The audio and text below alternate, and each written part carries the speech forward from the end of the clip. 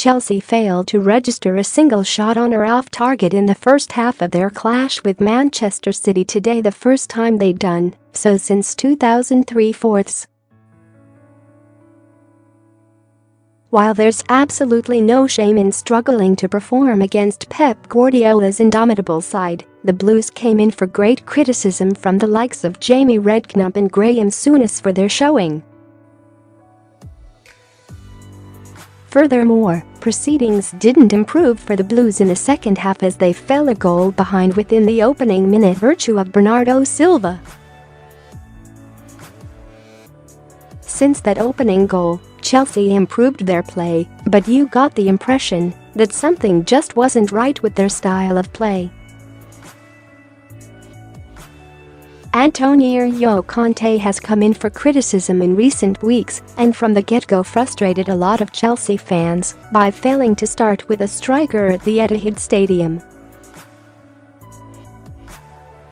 Instead, while benching Alvaro Morata and Olivier Giroud, he deployed Eden Hazard in the false nine position. You'd be foolish for thinking Hazard was anything short of one of the Premier League's finest players, yet his new deployment was having little joy for Chelsea. And, frankly, Chelsea fans were getting royally fed up on Twitter. Blues supporters were all trying to tell Conte to ditch Pedro, move Hazard onto the left wing, and choose Giroud to lead the line. Considering how Chelsea fared in the opening hour of football, their point was pretty spot on. Check out the tweets below. In one of the biggest games of the season, you'd like to think Conte would have played at least one of the strikers he'd snatched from Real Madrid and Arsenal respectively.